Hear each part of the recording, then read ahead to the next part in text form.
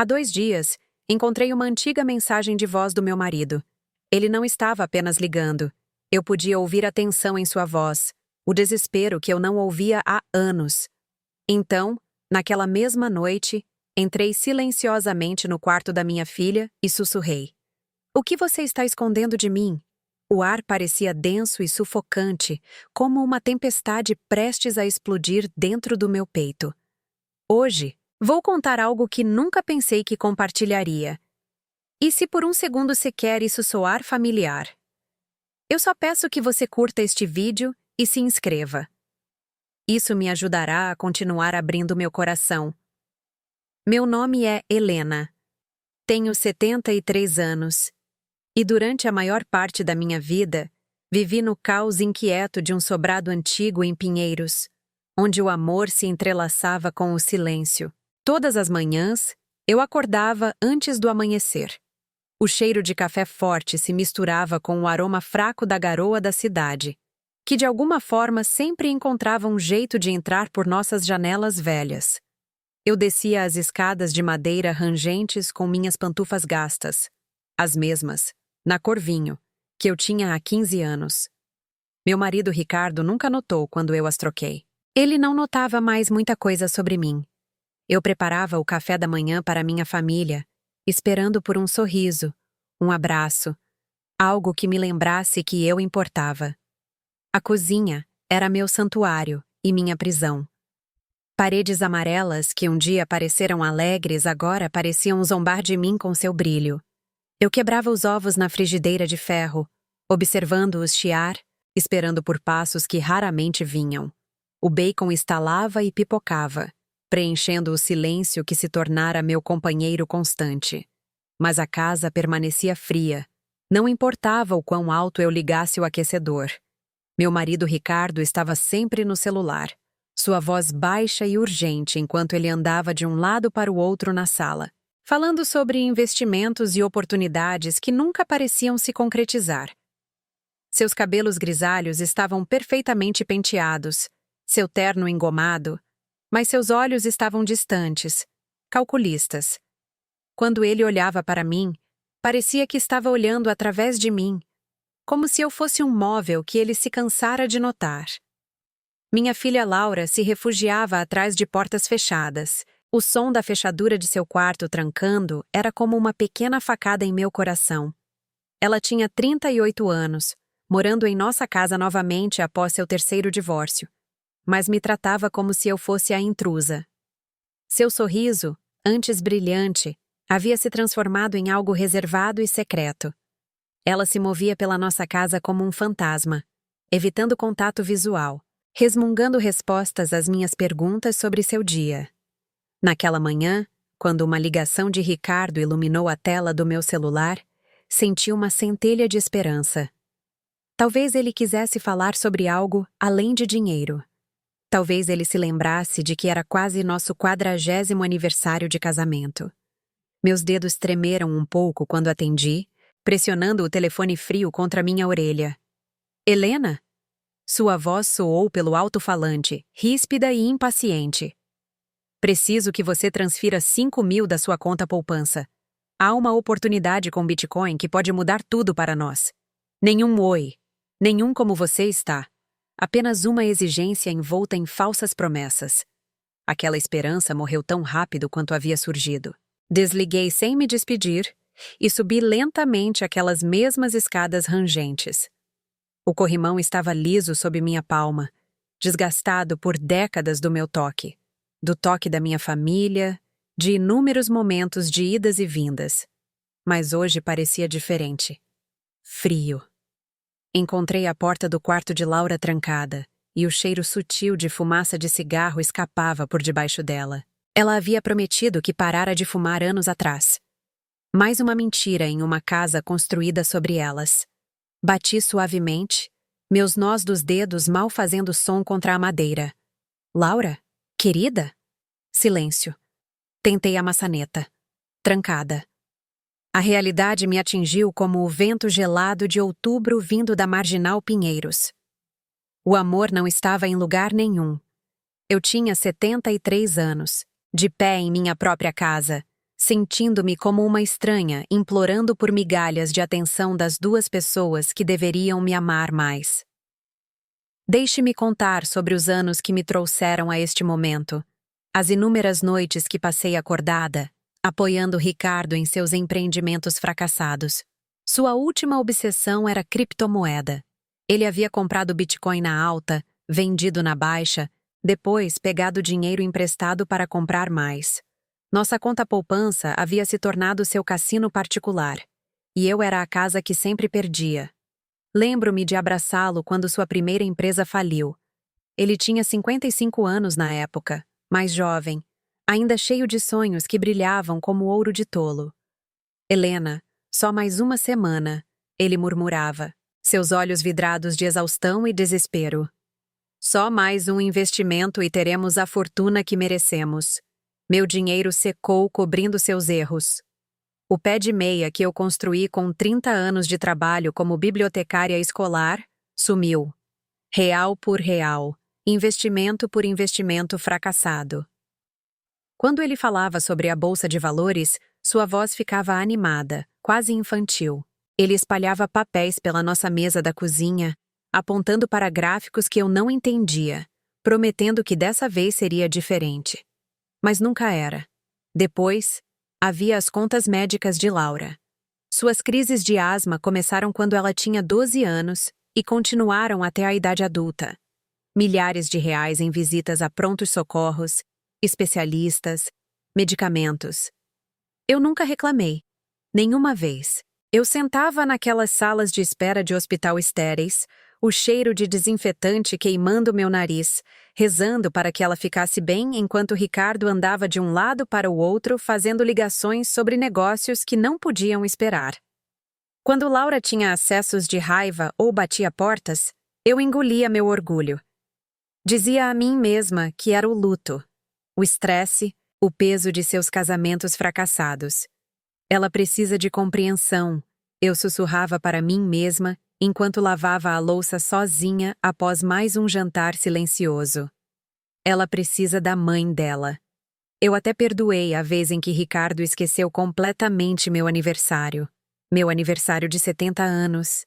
Esperei o dia todo, olhando para o relógio, ouvindo o barulho do carro dele na garagem. Ele chegou em casa às 11h30 da noite, cheirando a uísque e cigarros de outras pessoas. Desculpe, Helena, ele disse, sem nem mesmo olhar para mim. A reunião com o cliente se estendeu. Grande oportunidade no setor de energia renovável.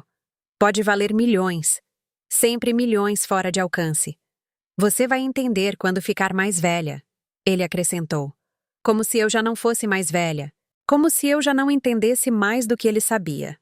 Cada "eu entendo" que eu sussurrava parecia mais um tijolo no muro que nos separava um do outro. Minha voz foi diminuindo a cada ano que passava, até que em alguns dias eu me perguntava se tinha esquecido como falar. A casa se encheu com os sons da vida de outras pessoas. As ligações de Ricardo, a música de Laura vazando pelas paredes de seu quarto, a televisão que ela assistia até às 3 da manhã, mas nunca o som de uma conversa, nunca o som de risadas compartilhadas entre nós, nunca o som de alguém perguntando como foi o meu dia.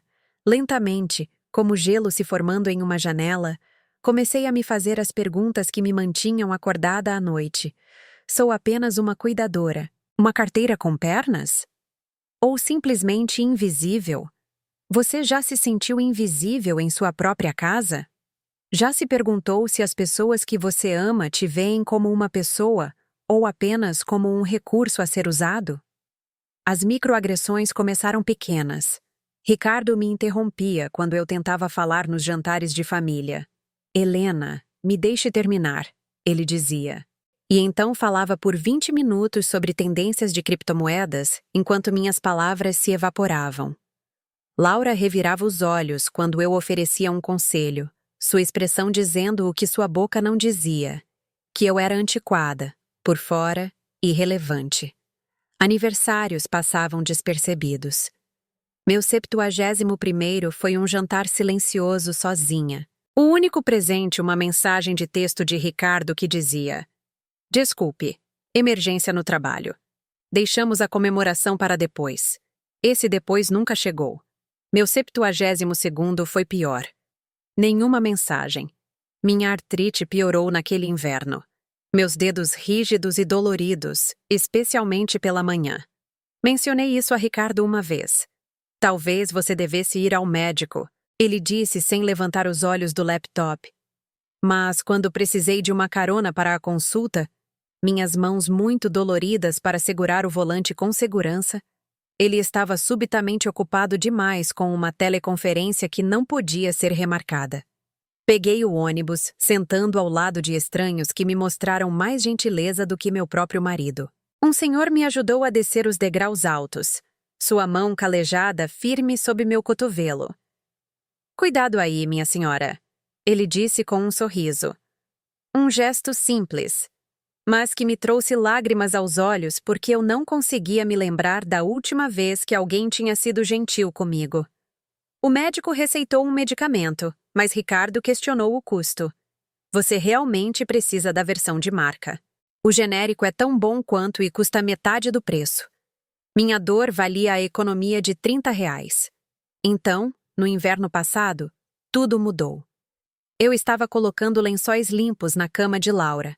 Ela me pedira para lavar sua roupa de novo, quando encontrei uma caixa escondida sob o colchão. Uma caixa de sapatos velha, antes branca, agora amarelada pelo tempo. Minhas mãos tremeram quando levantei a tampa. Cartas. Dezenas delas. A caligrafia dela mais diferente de alguma forma. Ansiosa. Desesperada. Todas endereçadas a alguém chamado J. As datas dos carimbos dos correios remontavam a 2 anos. Li uma, depois outra, meu coração afundando a cada palavra. J. Eu não consigo mais mentir para ela. O dinheiro da conta dela está quase acabando, mas o Ricardo diz que precisamos de mais para o investimento dar certo. Ela confia em mim completamente. Isso está partindo meu coração, mas não sei de que outra forma te ajudar com suas dívidas de jogo. Minha filha. Minha doce filha que eu cuidei durante crises de asma e corações partidos. Ela estava roubando de mim.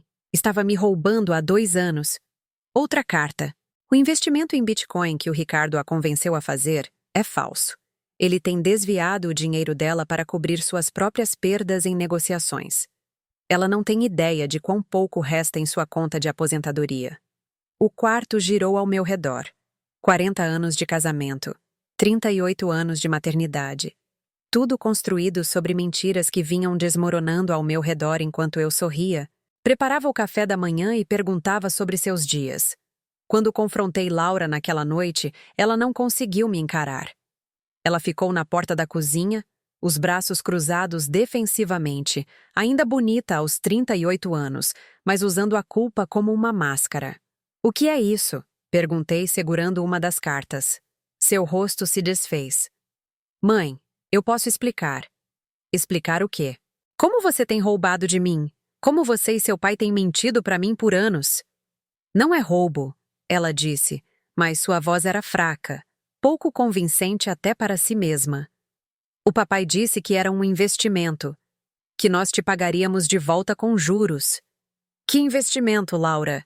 Que investimento exige que você falsifique minha assinatura em documentos bancários?"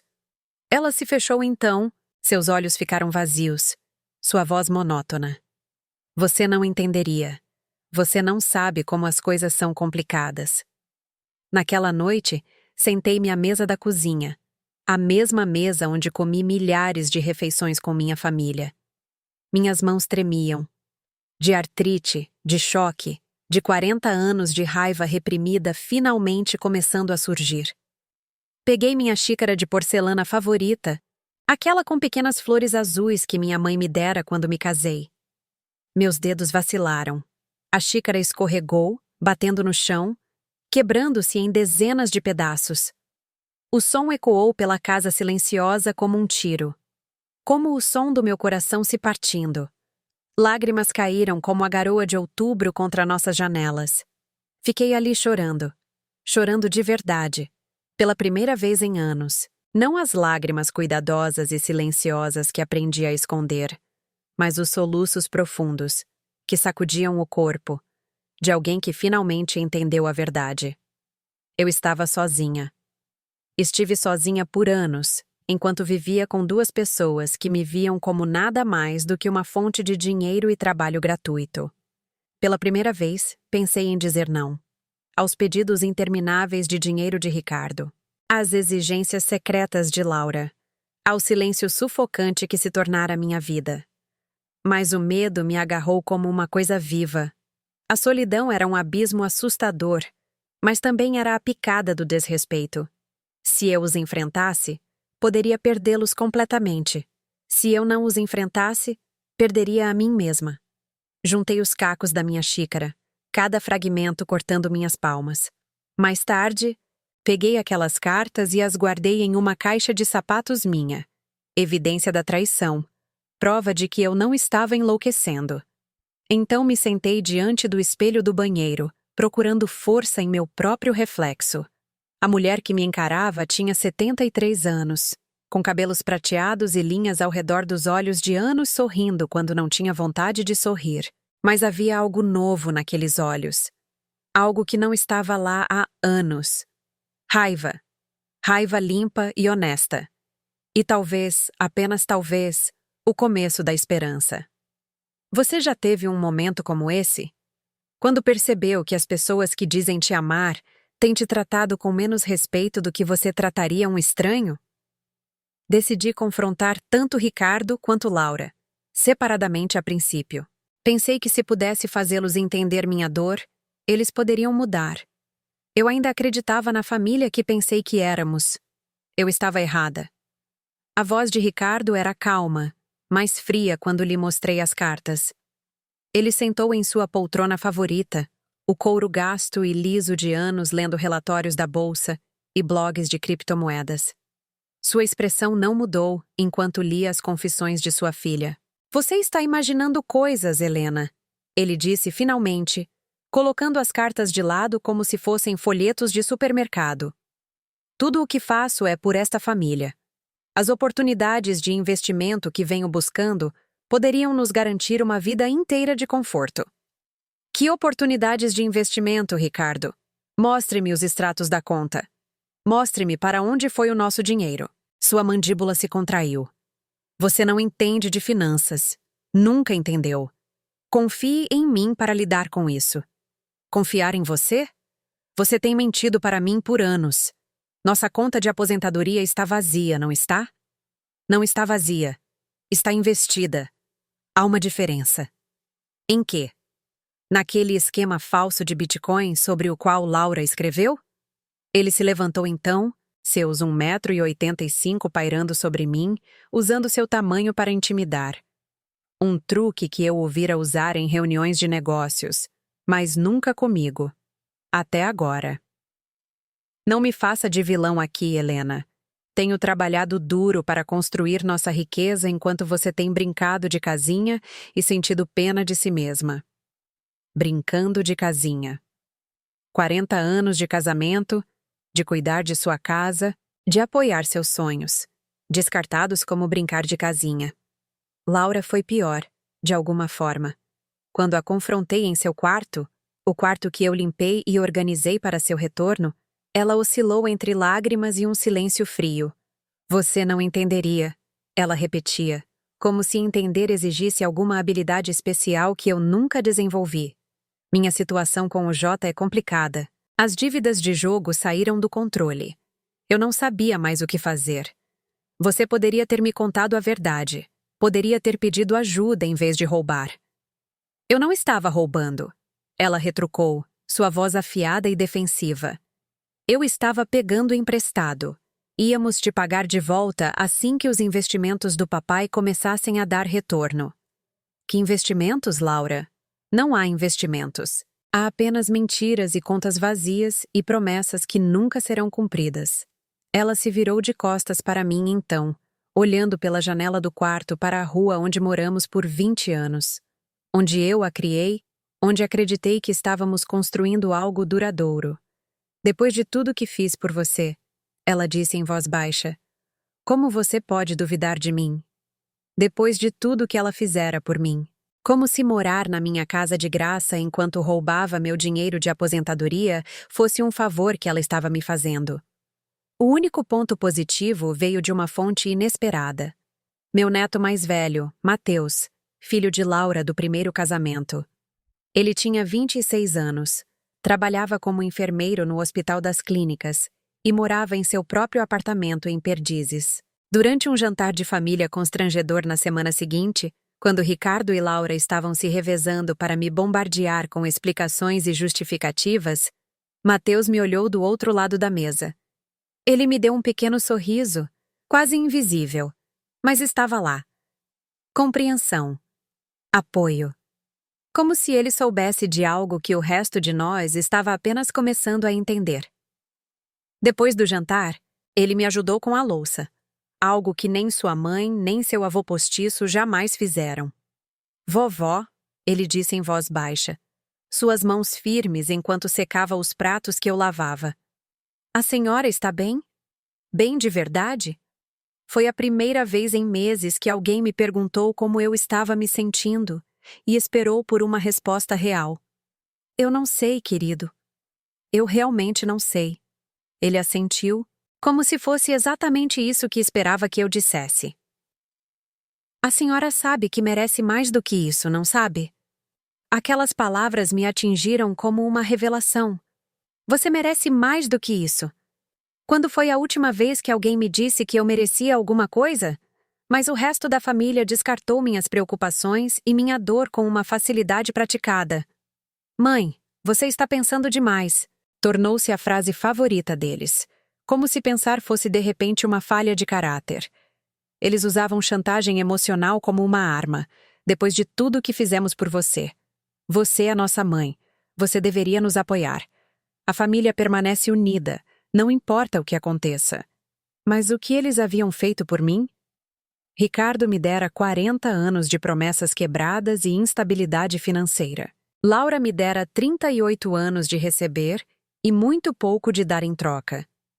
Mesmo agora, em seus 30 e poucos anos, ela esperava que eu lavasse sua roupa, cozinhasse suas refeições e financiasse seus erros. O peso de suas expectativas e manipulações me esmagou novamente, fazendo-me hesitar. Fazendo-me questionar se eu estava enlouquecendo, afinal. Os ruídos da cidade pressionavam através de nossas janelas finas, sirenes que nunca pareciam parar, buzinas de carros no trânsito que nunca fluía, o som distante da vida de outras pessoas sendo vivida enquanto a minha estava parada. Esses sons costumavam me confortar. A lembrança de que eu morava em uma cidade com milhões de pessoas, milhões de histórias, milhões de possibilidades. Agora pareciam zombaria. Outras pessoas estavam vivendo enquanto eu estava apenas sobrevivendo. Você sabe como é ser manipulado emocionalmente pelas pessoas que você mais ama? Ter sua realidade questionada até que você comece a questioná-la também?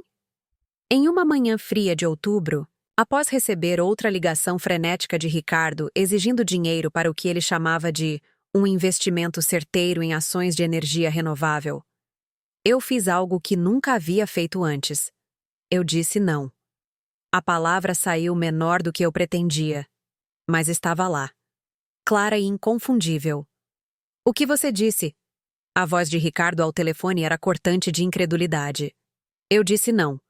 Chega de dinheiro. Chega de investimentos. Chega de mentiras.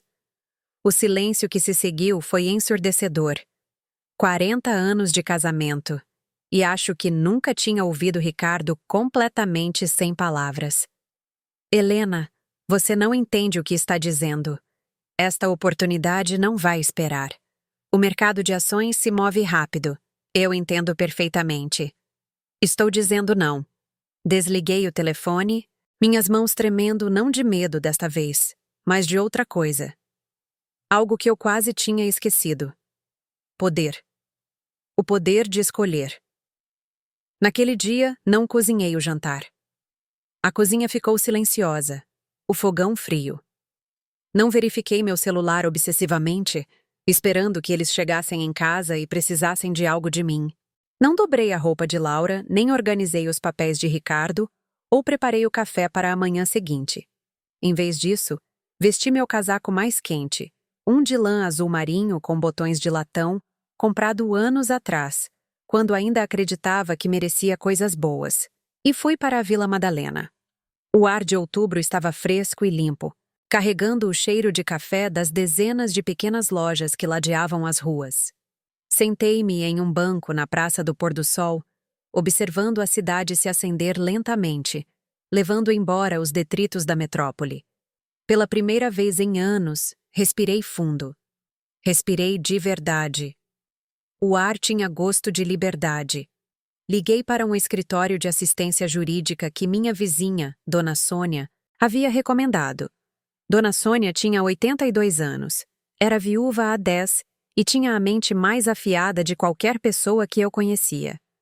Ela passara por seu próprio drama financeiro familiar, com filhos que tentaram pressioná-la a passar a casa para o nome deles. Helena, ela me dissera tomando um chá na semana anterior. Às vezes as pessoas que dizem te amar são as que mais te machucam. Não as deixe devorar seu futuro. Ao final daquela semana, eu tinha uma consulta com uma advogada. Doutora Patrícia Moraes, uma mulher da minha idade especializada em abuso financeiro contra idosos. Seu escritório era pequeno, mas acolhedor, cheio de plantas e fotografias de seus netos. Ela não me tratou com condescendência, nem descartou minhas preocupações. Dona Helena, ela disse, revisando os extratos bancários que eu havia trazido, o que aconteceu com a senhora tem nome. Chama-se abuso financeiro contra idosos, e é mais comum do que se possa imaginar. Ouvir aquilo nomeado tornou-o real. Eu não estava louca. Eu não estava pensando demais. Eu estava sendo abusada pela minha própria família. Passamos 2 horas analisando minhas finanças. Os números eram piores do que eu pensava. Minha conta de aposentadoria, que um dia teve mais de R$200 mil, estava reduzida a menos de 30 mil. O dinheiro que economizei de décadas de orçamento cuidadoso sumiu. Podemos reaver algo? Perguntei, embora já soubesse a resposta pela expressão em seu rosto. Parte, talvez. Se pudermos provar que as transferências foram feitas sob falsas alegações ou por meio de coação. Mas, Dona Helena, a questão mais importante é: como protegemos o que lhe resta? Naquela noite, pela primeira vez em meses, dormi até de manhã, sem acordar às 3 da manhã preocupada com dinheiro, ou ouvindo os sons de Ricardo chegando tarde de qualquer que fosse a reunião de negócios que o manteve fora. Sem ficar acordada me perguntando o que Laura estava escondendo atrás de sua porta trancada. A umidade de São Paulo, que geralmente dificultava o sono, parecia diferente de alguma forma. Mais suave, misturada com o cheiro sutil de algo que eu quase esquecera como reconhecer. Liberdade. Mas a liberdade, eu estava prestes a aprender, tem um preço. E minha família não ia me deixar ir embora sem lutar. A próxima reunião de família deveria ser no apartamento apertado de Laura, no Tatuapé. Ela finalmente se mudou da nossa casa, embora tenha levado metade dos nossos móveis com ela. Mas, no último minuto, ela mudou para a nossa casa. É maior, ela disse. Mais confortável para todos. Mais confortável para ela me manipular em meu próprio território. Era o que ela queria dizer. Mateus veio com ela, oferecendo-me seu apoio silencioso apenas por estar ali. Ele sentou ao meu lado no sofá, perto o suficiente para que eu pudesse sentir sua solidariedade, mas não tão perto que fosse óbvio para os outros. Ricardo dominou a conversa desde o momento em que chegaram, andando pela nossa sala como se estivesse fazendo uma apresentação para a diretoria. Ele se vestira para a ocasião, seu melhor terno azul marinho, a gravata de seda que eu lhe dera no Natal anos atrás. Desempenhando o papel de empresário de sucesso, embora seu último investimento tivesse sido em uma criptomoeda que perdera 90% de seu valor em 3 semanas. Helena, eu sei que você tem andado confusa ultimamente. Ele começou, seu tom paternalista, como se estivesse falando com uma criança. Mas, preciso que você entenda que tudo o que faço, cada decisão que tomo, é para a nossa segurança futura. Eu estava temendo essa conversa, Mas agora que estava acontecendo, me senti mais calma do que esperava. Alcancei a gaveta da mesinha lateral onde havia colocado uma fotografia, uma de todos nós tirada 5 anos antes no Parque Ibirapuera. Estávamos sorrindo, abraçados, parecendo a família feliz que eu pensei que éramos. Levantei-me segurando a fotografia e olhei para cada um deles. Ricardo com seu cabelo perfeitamente arrumado e terno caro comprado com meu dinheiro. Laura com sua bolsa de grife que custou mais do que eu gastava em supermercado em 3 meses. Mateus me observando com olhos atentos, pronto para apoiar qualquer que fosse a minha decisão. Então, lenta e deliberadamente, rasguei a fotografia ao meio. O som do papel se rasgando foi alto na sala silenciosa. Ricardo parou de andar. A boca de Laura se abriu. Mateus assentiu, apenas uma vez, como se estivesse esperando que eu fizesse exatamente isso. Isso, eu disse, segurando os pedaços rasgados. É o que vocês fizeram com a nossa família. Vocês a despedaçaram com mentiras, ganância e desrespeito. Ricardo tentou dominar a conversa novamente. Helena, essa não é você. Somos uma família. Famílias resolvem problemas juntas. Famílias, eu disse, minha voz firme e clara, não roubam umas das outras. Famílias não mentem sobre investimentos que não existem. Famílias não tratam umas às outras como caixas eletrônicos. Laura começou a chorar então, o tipo de lágrimas manipuladoras que ela usava desde a infância para se livrar de problemas. Mãe, estávamos tentando te ajudar. A economia está mudando. Criptomoedas e bitcoins são o futuro. Pensamos que se pudéssemos aumentar seu portfólio. Pare. A palavra saiu mais afiada do que eu pretendia, mas foi bom. Foi poderoso. Apenas pare de mentir. Eu sei sobre as dívidas de jogo. Sei sobre as contas de investimento falsas. Eu sei de tudo. A sala mergulhou em um silêncio desconfortável. Lá fora, eu podia ouvir os sons familiares da noite paulistana. Crianças brincando na rua, alguém praticando piano em um prédio vizinho, o ruído distante do metrô. A vida normal acontecendo enquanto minha família implodia. Mas, pela primeira vez em anos, o silêncio não me assustou. Olhei para cada um deles novamente, essas pessoas que amei, por quem me sacrifiquei e me preocupei por décadas. Eu não vou mais comprar amor, eu disse. Não vou mais aceitar desrespeito em troca de apoio financeiro. Respeitem-me ou percam-me. As palavras pairaram no ar como fumaça de um incêndio que finalmente pegou. O rosto de Ricardo ficou vermelho, do jeito que ficava quando os negócios davam errado. Você não pode estar falando sério. Depois de 40 anos de casamento, você vai jogar tudo fora por causa de dinheiro? Eu não estou jogando nada fora. Vocês já jogaram fora quando decidiram que eu valia mais para vocês como uma conta bancária do que como esposa. Mateus falou pela primeira vez. A vovó está certa. O que vocês têm feito não é certo. Laura se voltou para o filho com uma fúria que eu raramente vira nela. Fique fora disso, Mateus. Você não entende a situação toda. Eu entendo o suficiente. Entendo que a vovó merece ter seu próprio dinheiro em suas próprias contas. Entendo que mentir para alguém por anos não é amor. Aquele momento foi arrepiante, mas crucial. Meu neto, de 26 anos, mostrando mais integridade do que sua mãe e seu avô postiço juntos. Estabelecendo limites onde apenas sombras viveram por anos. Pensei que seria o fim. Pensei que eles entenderiam, talvez não imediatamente, mas eventualmente, que eu estava falando sério sobre mudar nosso relacionamento. Eu estava errada. Justo quando pensei que poderia haver uma paz frágil, quando comecei a dormir melhor e a comer refeições regulares novamente, quando comecei a imaginar como minha vida poderia ser com limites e autorrespeito, algo aconteceu que testou tudo o que eu pensei ter aprendido sobre me defender. Era uma terça-feira de novembro. Eu estava no Pão de Açúcar comprando ingredientes para uma sopa. Só para mim, um conceito novo. Quando meu celular vibrou com uma notificação do Facebook. Eu raramente checava as redes sociais, mas algo me fez olhar dessa vez.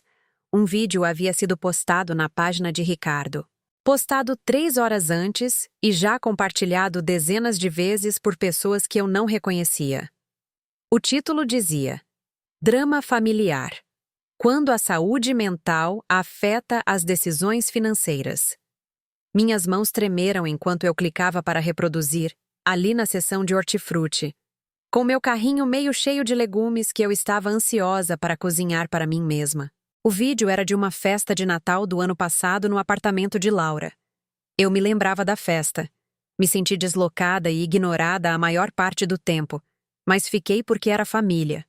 Ao fundo, era possível me ver sentada sozinha no sofá de Laura, parecendo perdida, idosa e confusa. Mas em primeiro plano, com toda a clareza, Ricardo e Laura estavam rindo de algo, sussurrando conspiratoriamente, suas cabeças juntas como se estivessem compartilhando segredos. Em um ponto, Ricardo pegou o celular e mostrou algo a Laura que a fez arregalar os olhos. Então ele disse, claramente audível no vídeo: Ela nunca vai saber a diferença. Quando ela descobrir, já teremos triplicado o dinheiro. A pessoa que gravou, acho que foi a amiga de Laura, Juliana, postou como um momento engraçado de família. Ela não tinha ideia de que estava documentando uma prova de fraude financeira. Mas essa não era a pior parte. A pior parte era a legenda de Ricardo. Minha esposa Helena está lutando contra uma confusão e paranoia relacionadas à idade em relação às nossas finanças familiares. Tem sido difícil para todos nós, especialmente para nossa filha. Agradecemos suas orações e apoio durante este momento desafiador. Família em primeiro lugar. Cuidando dos nossos idosos. Saúde mental. Dezenas de comentários de pessoas que eu conhecia há anos. Pessoas da nossa igreja, vizinhos, colegas de trabalho de Ricardo. Todos expressando solidariedade a ele. Todos falando sobre como deve ser difícil lidar com um cônjuge que perdeu o contato com a realidade. Sinto muito que você esteja passando por isso, Ricardo. Orando pela recuperação da saúde mental da Helena. Vocês já consideraram cuidados profissionais? Minha tia passou por algo semelhante. A natureza pública da traição foi de tirar o fôlego. Eles não estavam apenas roubando de mim e mentindo para mim. Estavam destruindo minha reputação, dizendo a todos que eu conhecia que eu era mentalmente incompetente, criando uma narrativa que tornaria impossível para qualquer um acreditar em mim se eu tentasse expor o que eles haviam feito. Fiquei ali no supermercado, cercada pelos sons comuns de pessoas vivendo vidas comuns, carrinhos de compras rangendo, crianças pedindo doces, o bip dos caixas, e senti como se estivesse me afogando. Mas desta vez, algo diferente aconteceu. Desta vez, em vez de desmoronar, em vez de duvidar de mim mesma ou me perguntar se talvez eles estivessem certos sobre meu estado mental, senti algo que não esperava. Clareza. Clareza perfeita e cristalina. Isso não era mais sobre dinheiro. Não era sobre dinâmica familiar ou diferenças de gerações ou problemas de comunicação. Era sobre poder, sobre controle, sobre duas pessoas que estavam dispostas a destruir minha reputação e saúde mental para encobrir seus próprios crimes. Tirei prints do vídeo e dos comentários. Então, liguei para a doutora Patrícia Moraes da seção de hortifruti do Pão de Açúcar. Doutora Patrícia? É a Helena. Preciso vê-la o mais rápido possível. Eles acabaram de facilitar muito as coisas para provar o caso. Eu não postei uma resposta cheia de raiva. Não liguei para eles gritando. Nem mesmo dirigi até a casa deles para confrontá-los pessoalmente, embora cada músculo do meu corpo quisesse.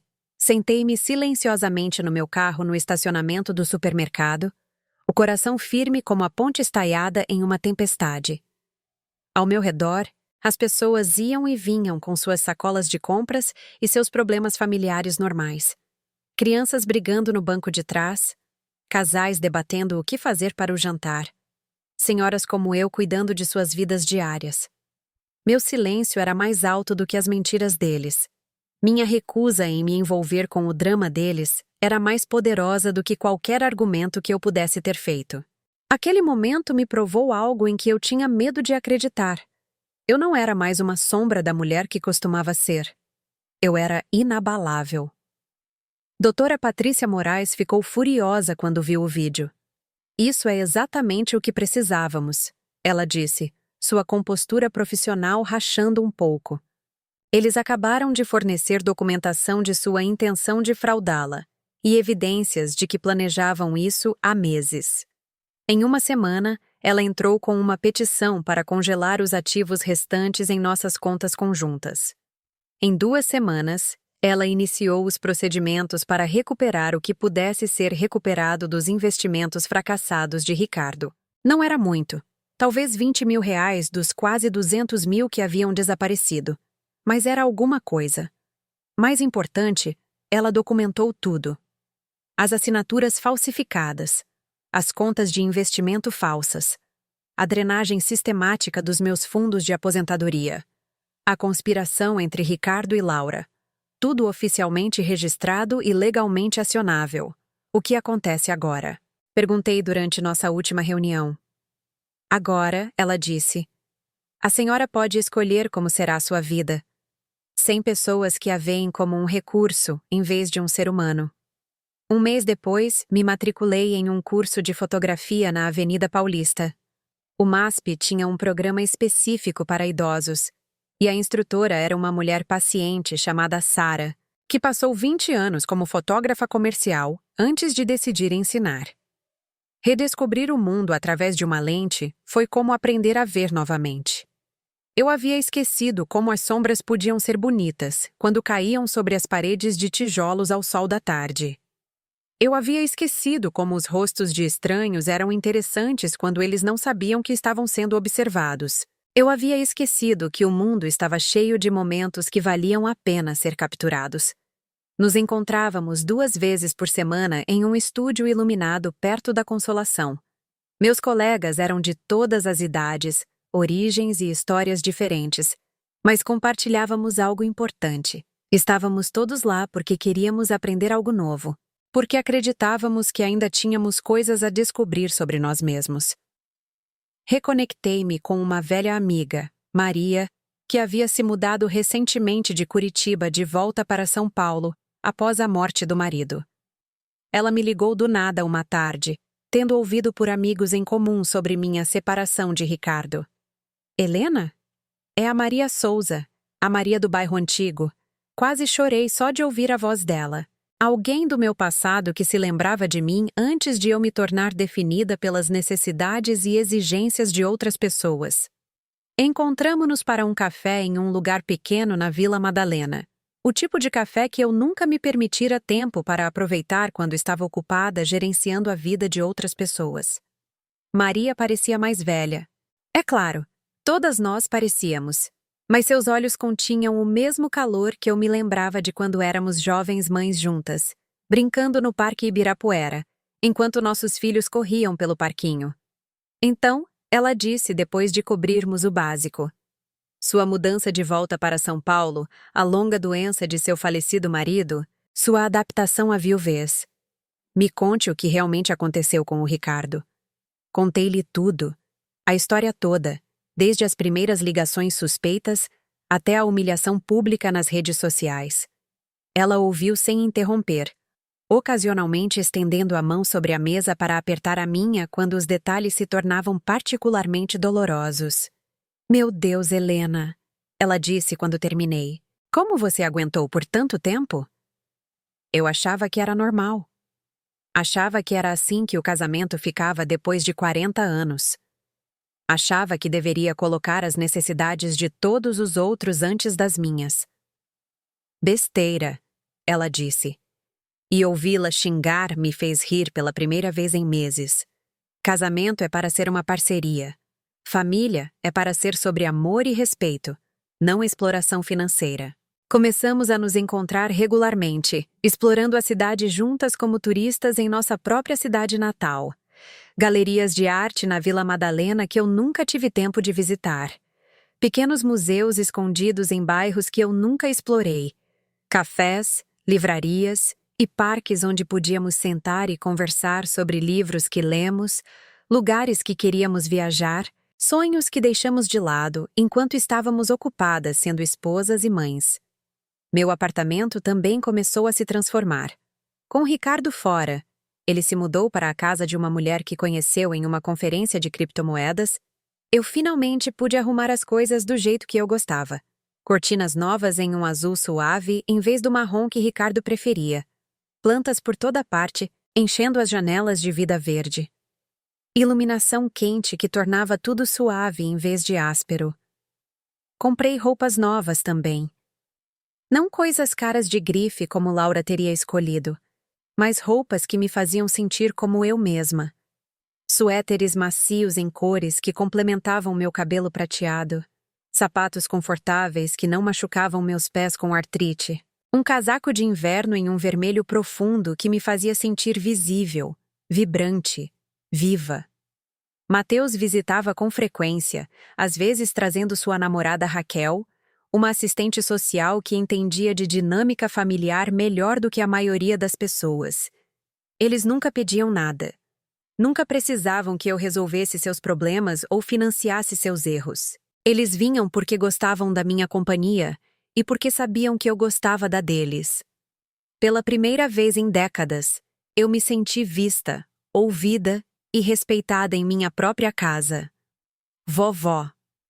Mateus disse uma noite enquanto olhávamos minhas novas fotografias espalhadas pela mesa da cozinha, a senhora parece diferente. Mais feliz. Eu me sinto diferente. Sinto que sou eu mesma de novo. A senhora não era você mesma antes? Pensei nisso por um longo momento. Eu era quem eu pensava que deveria ser. A boa esposa. A mãe que apoia. A mulher que nunca reclamava e nunca pedia muito. E agora? Agora eu sou apenas Helena. E Helena, acontece, é alguém que vale a pena conhecer. Você já descobriu quem você realmente é por baixo de todos os papéis que desempenhou para outras pessoas? Você já sentiu o alívio de finalmente ser você mesmo? 6 meses se passaram desde aquela manhã de outubro em que disse não pela primeira vez. 6 meses desde que rasguei aquela fotografia e desenhei limites que pensei que nunca teria a coragem de desenhar. Eu não carrego mais o peso da traição. Transformou-se em outra coisa. Não perdão exatamente, mas compreensão. Entendo agora que o comportamento de Ricardo e Laura nunca foi realmente sobre mim. Foi sobre seus próprios medos, suas próprias inadequações, sua própria incapacidade de construir as vidas que queriam através de trabalho honesto e relacionamentos genuínos. Entendo que passei 40 anos tentando ganhar o amor de pessoas que eram incapazes de dá-lo. Não porque fossem más, mas porque nunca aprenderam a ver outras pessoas como algo mais do que fontes de suprimento para suas próprias necessidades. Quando olho para trás agora, não vejo perdas. Vejo libertação. Como os pores do sol flamejante sobre São Paulo que assisto da janela do meu apartamento todas as noites, prometendo o fim de um dia e o começo de outro. Na semana passada, Ricardo me ligou. A primeira vez que nos falamos desde o dia em que tirei seus pertences da nossa casa e troquei as fechaduras. Sua voz estava diferente. Menor de alguma forma, menos certa. Helena? É o Ricardo. Eu estava pensando. Poderíamos conversar? Talvez tomar um café? Sobre o que conversaríamos, Ricardo? Sobre nós. Sobre consertar as coisas. Sei que cometi alguns erros com os investimentos, mas acho que se pudéssemos. Ricardo? Interrompi gentilmente. Não existe mais um nós. Não existe há muito tempo. Mas somos casados. Temos 40 anos juntos. Temos 40 anos de história. Isso não é a mesma coisa. Ele ficou em silêncio por um longo momento. Então, você está feliz? Vivendo sozinha assim? Considerei a pergunta seriamente. Eu estava feliz. Fazia tanto tempo que ninguém me perguntava isso. Tanto tempo que eu não me perguntava isso. Sim, eu disse. E percebi ao dizer que era completamente verdade. Eu estou feliz. Eu não entendo. Eu sei que você não entende. E tudo bem. Depois que desliguei, servi-me uma taça de vinho. Um Riesling que descobri em uma degustação de vinhos que Maria e eu fomos na Vila Madalena. Sentei-me à janela, observando o sol se pôr sobre São Paulo, observando as luzes se acenderem nas janelas de casas onde outras famílias compartilhavam suas noites. Algumas daquelas famílias provavelmente eram felizes e saudáveis. Outras provavelmente estavam lutando com suas próprias versões do que eu passei. Mas todas elas estavam vivendo suas vidas, fazendo suas escolhas, aprendendo suas lições. Levantei minha taça para a janela, para a cidade, para a vida que ainda tinha pela frente. A Helena, eu disse em voz alta, sentindo-me apenas um pouco boba. A mulher que finalmente aprendeu a se valorizar. Laura não entrou em contato comigo desde o dia em que descobriu que eu havia congelado nossas contas conjuntas. Ouvi através de Mateus que ela estava com raiva, que se sentia traída, que estava dizendo às pessoas que eu havia ficado má na minha velhice. Ótimo, deixe-a ficar com raiva. Deixe-a se sentir traída. Deixe-a entender, mesmo que só um pouquinho, como é ter alguém em quem você confia agindo contra seus interesses. O processo legal ainda está em andamento. Patrícia diz que podemos recuperar mais do dinheiro roubado, mas me avisa para não contar com isso. Ricardo gastou a maior parte em investimentos que falharam ou nunca existiram. A fortuna em criptomoedas que ele prometera valia cerca de R$ 300. Mas eu não preciso do dinheiro de volta, não de verdade. O que me resta é suficiente para eu viver confortavelmente, especialmente agora que não estou sustentando outros 2 adultos que me viam como uma fonte inesgotável de financiamento para suas más escolhas. O que eu precisava de volta era minha dignidade, meu autorrespeito, meu direito de existir como pessoa em vez de um recurso. E essas coisas, acontece, nunca foram realmente perdidas. Estavam apenas enterradas sob anos de medo, condicionamento e crenças equivocadas sobre como o amor deveria ser. Minha lição para você é simples. Nunca se contente com o silêncio quando você merece ser ouvido. Nunca aceite desrespeito em troca da ilusão de amor. Nunca deixe ninguém te convencer de que suas necessidades não importam ou que questionar o comportamento deles te torna difícil ou ingrato. Você tem um valor que existe independentemente do que pode fornecer para outras pessoas. Você tem um valor que não depende de quanto está disposto a sacrificar, ou de quantas vezes está disposto a perdoar comportamentos que te machucam. Você merece ser tratado com gentileza e respeito pelas pessoas que dizem te amar. Se elas não podem ou não querem fazer isso, então elas não te amam de verdade. Elas amam o que você faz por elas. E isso não é a mesma coisa. Tenho 73 anos, e só agora estou aprendendo a me colocar em primeiro lugar às vezes. Só agora estou aprendendo que estabelecer limites não é egoísmo, é necessário. Só agora estou entendendo que o amor verdadeiro não exige que você se diminua para deixar outras pessoas confortáveis. Nunca é tarde para recomeçar. Nunca é tarde para escolher o respeito em vez da familiaridade, a verdade em vez do conforto, o autocuidado em vez do autossacrifício. A cidade soa diferente agora quando a ouço da minha janela. Ainda movimentada, ainda viva, mas de alguma forma mais acolhedora. Como se São Paulo tivesse aberto os braços para me incluir em sua história, em vez de apenas me deixar existir em suas margens. Esta noite estou planejando minha primeira viagem solo em 40 anos. Nada dramático. Apenas um fim de semana prolongado em Ouro Preto para visitar museus e caminhar por bairros que nunca vi. Maria queria vir comigo, mas eu disse a ela que precisava fazer isso sozinha. Preciso provar a mim mesma que posso ser uma boa companhia para mim mesma. Que posso desfrutar de meus próprios pensamentos, tomar minhas próprias decisões e confiar em meus próprios instintos sobre o que me fará feliz. Amanhã vou me encontrar com um consultor financeiro. Alguém que a Patrícia recomendou, especializado em ajudar pessoas a reconstruir sua segurança de aposentadoria após abuso financeiro. Não será o mesmo que ter o pé de meia completo que construí ao longo de 30 anos de economia cuidadosa, mas será meu, sob meu controle. Gerenciado de acordo com meus desejos, minha tolerância ao risco e meu cronograma. Na próxima semana, Vou começar um clube do livro na biblioteca do bairro. Não entrar em um, começar um. Quero ler livros sobre mulheres que se reinventaram mais tarde na vida. Mulheres que descobriram uma força que não sabiam que tinham. Mulheres que se escolheram quando o mundo lhes disse que deveriam escolher todos os outros primeiro. A mulher que acordou naquele sobrado frio em Pinheiros há 6 meses, esperando que outras pessoas lhe dessem propósito e validação, se foi. Não morta, não destruída, mas transformada. Ela se tornou alguém que conhece seu próprio valor. Alguém que entende que estar sozinho é diferente de se sentir solitário. Alguém que pode se olhar no espelho e sentir orgulho do que vê. Você já viveu algo assim? Já teve que escolher entre manter a paz e manter sua dignidade? Já descobriu que as pessoas que diziam precisar de você na verdade só precisavam do que você podia fornecer a elas? Mas há outra coisa que preciso te contar. Algo que aconteceu há apenas 3 semanas e que mudou tudo o que eu pensava entender sobre família, perdão e a possibilidade de redenção. Eu estava na feira livre na Praça Benedito Calixto, comprando legumes frescos para a semana. Era uma daquelas manhãs perfeitas de outubro, quando o ar está fresco, mas o sol está quente, quando a cidade inteira parece brilhar com possibilidades.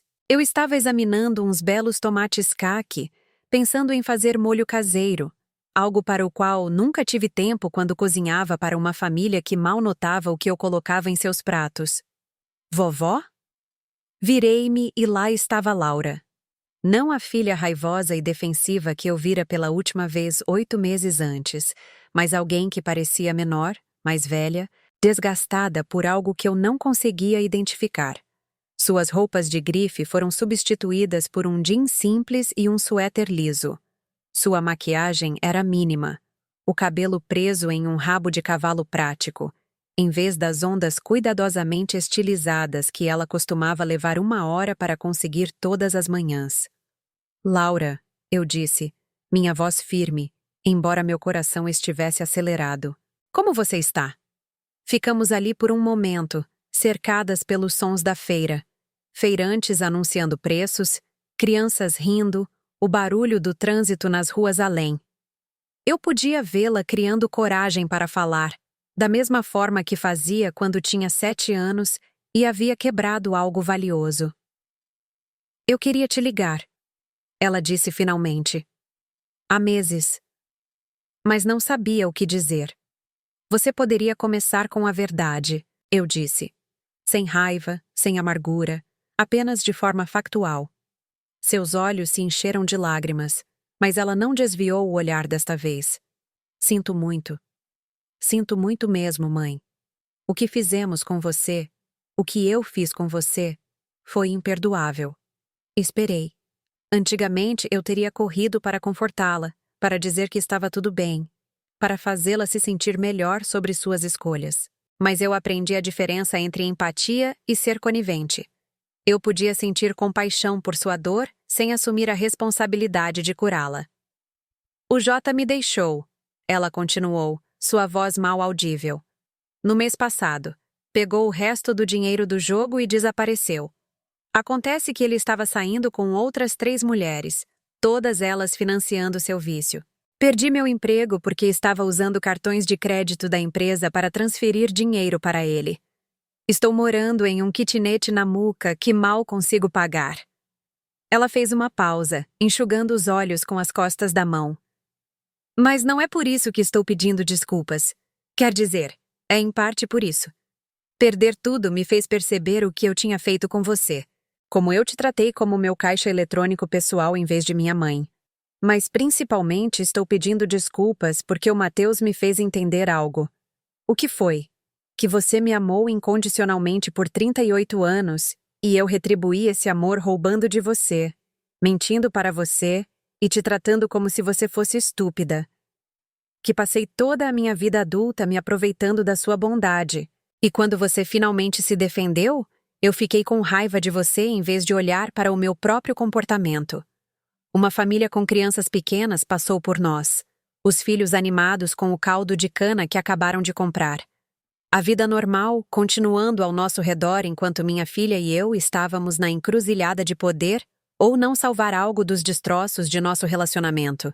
O Mateus tem feito terapia, Laura continuou, para seus próprios problemas de trauma familiar. E ele sugeriu que eu fizesse o mesmo. Tenho ido 2 vezes por semana há 3 meses. Assenti, ainda sem dizer nada. Deixe-a preencher o silêncio com a verdade, em vez de correr para preenchê-lo com tranquilidade. Agora eu entendo que o que fizemos não foi apenas sobre dinheiro. Foi abuso. Abuso financeiro. Abuso emocional. O tipo de manipulação sistemática que destrói as pessoas. E entendo que não posso simplesmente dizer que sinto muito e esperar que tudo volte a ser como era. Não. Eu disse baixinho. Você não pode. Seu rosto se contraiu por um momento, então ela se recompôs.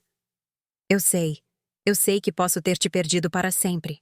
Mas eu tinha que tentar te dizer que sei que o que fiz foi errado. Que sei que você não merecia. Que você foi uma boa mãe que merecia mais do que uma filha que a via como um recurso em vez de uma pessoa. Olhei para esta mulher. Minha filha. Esta estranha. Esta pessoa que me causou tanta dor. E senti algo que não esperava sentir. Não perdão. Ainda não. Mas talvez o começo de uma possibilidade. Como está indo sua terapia? Perguntei. Ela conseguiu um sorriso pequeno e triste. Difícil. Muito difícil. Estou aprendendo que fui egoísta e mimada a vida inteira, e que aprendi a manipular o amor das pessoas para conseguir o que queria, em vez de aprender a construir relacionamentos verdadeiros. Minha terapeuta diz que tenho o que ela chama de codependência financeira. Nunca aprendi a me sustentar emocional ou financeiramente sem tirar dos outros. E o Ricardo? Sua expressão escureceu. O papai continua o mesmo, ainda convencido de que vai ficar rico com algum novo esquema de investimento. A última vez que ouvi, ele estava tentando convencer a nova namorada a investir em algum esquema de marketing multinível. Ela é esperta, porém, disse não a ele.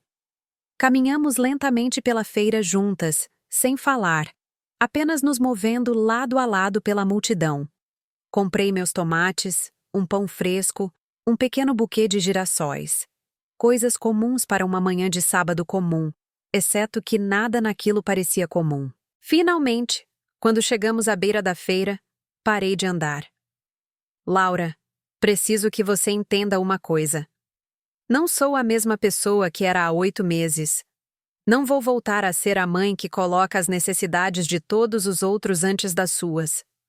Não vou fingir que o que aconteceu não aconteceu, ou que dizer que sente muito apaga os anos de mentiras e roubo.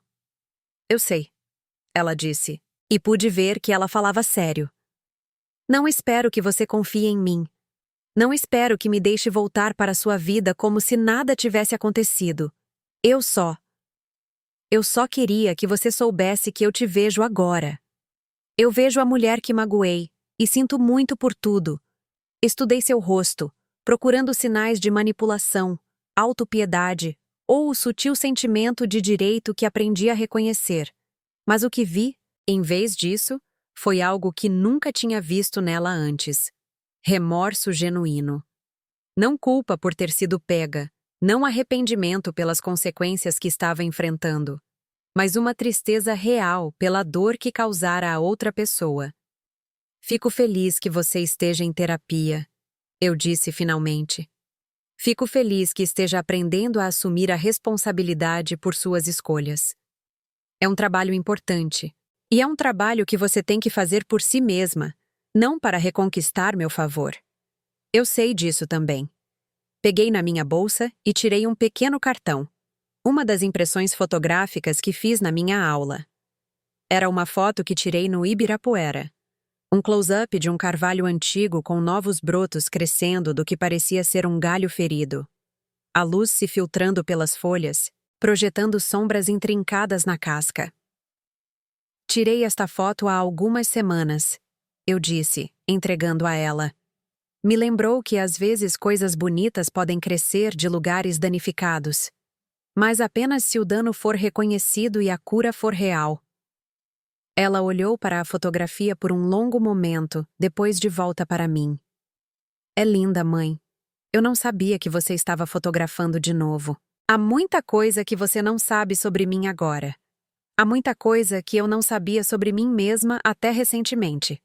Ela assentiu, guardando cuidadosamente a fotografia na bolsa.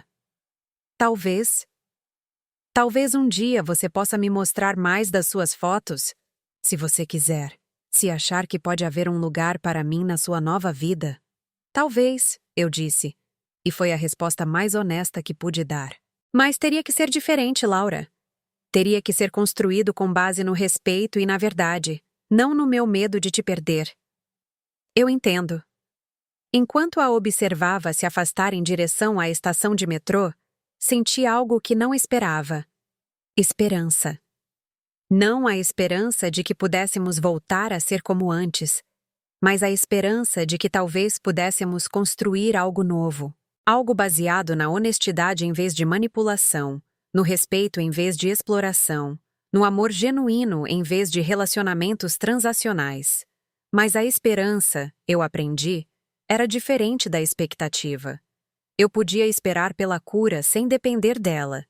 Eu podia deixar a porta aberta para a reconciliação sem comprometer os limites que lutei tanto para estabelecer. Naquela noite, liguei para o Mateus para contar sobre o encontro com a mãe dele na feira. Como você se sente sobre isso?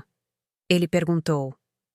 Ele aprendeu a fazer boas perguntas nos meses desde que comecei minha jornada em direção à independência. Complicada, eu disse. Esperançosa, mas cautelosa. Ela parecia diferente, mas as pessoas podem parecer diferentes quando querem algo. O que você acha que ela quer? Pensei nisso por um momento, observando o sol se pôr sobre São Paulo da janela do meu apartamento. A mesma vista que olhei por 20 anos, mas de alguma forma parecia diferente agora. Mais vibrante, mais cheia de possibilidades. Acho que ela quer perdão, eu disse finalmente. Mas também acho que, pela primeira vez, ela pode realmente entender o que perdão significa. Que não é sobre fingir que as coisas nunca aconteceram ou voltar a velhos padrões. Que é sobre abrir espaço para algo novo crescer. Você vai dar uma chance a ela? Vou dar a nós duas a chance de ver se ela realmente mudou ou se isso é apenas mais uma manipulação. Mas, Mateus, mesmo que ela tenha mudado, mesmo que esteja fazendo o trabalho e se tornando uma pessoa melhor, isso não significa que eu tenha que voltar a ser a mãe que sacrifica seu próprio bem-estar pelo conforto da filha. Ótimo, ele disse, e eu pude ouvir o alívio em sua voz. Você trabalhou muito para se tornar você mesma para voltar a ser quem todos os outros queriam que você fosse. Os meses seguintes passaram em silêncio. Fiel à sua palavra, Laura não pressionou por mais contato, nem tentou apressar a reconstrução de nosso relacionamento. Ela me enviou um cartão no meu aniversário, nada elaborado ou caro, apenas um bilhete simples que dizia: pensando em você hoje e grata por todos os anos que você me amou, mesmo quando eu não merecia. Ela me ligou uma vez, cerca de 6 semanas após nosso encontro na feira, para me dizer que conseguiu um emprego em uma ONG que ajuda pessoas com vício em jogos de azar. Salário mínimo. Ela disse com uma risada que soou mais genuína do que qualquer risada que eu ouvi dela em anos. Mas é bom estar ajudando as pessoas em vez de permitir comportamentos destrutivos. Começamos a nos encontrar para um café uma vez por mês. Sempre em lugares públicos, sempre por um tempo limitado, sempre com limites claros sobre o que discutiríamos ou não. Ela me contava sobre sua terapia, seu novo emprego, sua crescente compreensão de como o vício, sua codependência, o jogo de jota, envenenou nossos relacionamentos familiares por anos. Eu contava a ela sobre minha fotografia, meu clube do livro, minha amizade com Maria, as maneiras como eu estava descobrindo quem Helena realmente era quando não era definida pelas necessidades de outras pessoas. Essas conversas eram formais no início, de uma maneira que as conversas entre mães e filhas não deveriam ser. Mas eram honestas, de uma maneira que nossas conversas nunca tinham sido antes. sem agendas ocultas, sem manipulação, ninguém esperando que a outra pessoa fornecesse dinheiro, validação ou perdão incondicional. Lentamente, muito lentamente, comecei a vislumbrar a filha que sempre esperei que Laura pudesse se tornar. Alguém que fazia perguntas porque estava interessada nas respostas, não porque estava procurando uma abertura para pedir algo. Alguém que falava sobre seus problemas sem esperar que eu os resolvesse. Alguém que parecia entender que os relacionamentos exigem reciprocidade, que o amor não é apenas sobre receber, mas também sobre dar. Mas eu fui cuidadosa. Aprendi muito sobre me proteger para ser ingênua sobre a possibilidade de mudança. As pessoas podem se transformar, mas a transformação leva tempo e ação consistente, não apenas boas intenções e sessões de terapia. O verdadeiro teste veio durante as festas de fim de ano. Em nossa família, o Natal sempre foi uma época de muito estresse e coreografia cuidadosa. Ricardo gerenciando suas decepções de negócios, bebendo demais e fazendo grandes pronunciamentos sobre as oportunidades financeiras do próximo ano. Laura oscilando entre a depressão por seu mais recente desastre amoroso e a excitação maníaca por presentes caros que não podia pagar. Eu cozinhando refeições elaboradas que ninguém realmente apreciava, comprando presentes a crédito, tentando criar a celebração familiar perfeita para mascarar a disfunção por baixo. Este ano foi diferente. Este ano, fiz meus próprios planos primeiro. Reservei uma pequena cabana em Campos do Jordão para a semana de Natal. Só eu, uma pilha de livros que queria ler e meu equipamento fotográfico. Disse a Mateus que ele e Raquel eram bem-vindos para se juntarem a mim por um dia ou dois, se quisessem. Mas que eu estava principalmente ansiosa por um feriado tranquilo, focado em descanso e reflexão, em vez de performance e obrigação. Quando Laura ligou no início de dezembro para perguntar sobre os planos de fim de ano, contei a ela sobre meu retiro na cabana. Ah, ela disse, e pude ouvir a decepção em sua voz. Eu estava esperando. Quer dizer, eu entendo se você não quiser passar o Natal conosco, depois de tudo o que aconteceu. Mas eu esperava que talvez pudéssemos jantar ou algo assim. Podemos jantar, eu disse. Mas não no dia de Natal. O dia de Natal é para mim este ano. Claro. Eu entendo. E acho que ela entendeu, de uma forma que a antiga Laura nunca poderia. Ela não discutiu, não me fez sentir culpada, nem tentou negociar sua entrada nos meus planos de feriado. Ela aceitou meus limites sem me fazer sentir egoísta por tê-los. Encontramo-nos para almoçar no fim de semana antes do Natal em um pequeno restaurante em Pinheiros, não muito longe do apartamento de Mateus. Ela me trouxe um presente, não joias ou roupas caras como antigamente, mas um livro de fotografia de mulheres artistas, com um bilhete dentro que dizia: para a artista que eu nunca tirei tempo para ver. Obrigada por não desistir de si mesma, mesmo quando sua família desistiu de você. Eu lhe dei uma fotografia emoldurada que tirei no Ibirapuera. Uma foto de duas pessoas sentadas em um banco, seus rostos virados para longe da câmera, mas sua linguagem corporal sugerindo conversa e conexão. Isso é o que espero que possamos construir, eu disse. Algo real. Aquela temporada de festas não foi perfeita, mas foi honesta. Passei a manhã de Natal sozinha nas montanhas, vendo a neve cair entre os pinheiros altos, bebendo café de pijama, lendo poesia e me sentindo mais em paz do que em qualquer celebração familiar em décadas. Mateus e Raquel se juntaram a mim na noite de Natal, trazendo comida chinesa e uma garrafa de vinho e histórias de seu trabalho na cidade. Jogamos jogos de tabuleiro, olhamos minhas fotografias recentes e conversamos sobre seus planos para o ano novo. Foi simples, relaxado, genuíno. O oposto de toda a performance estressante de feriado que orquestrei por tantos anos. Quando voltei para São Paulo depois do Ano Novo, me senti diferente. Não apenas descansada, mas clara sobre o que eu queria que minha vida fosse dali para frente. Clara sobre que tipo de relacionamentos eu estava disposta a ter e que tipo de comportamento eu não estava mais disposta a tolerar. Também me senti clara sobre Laura.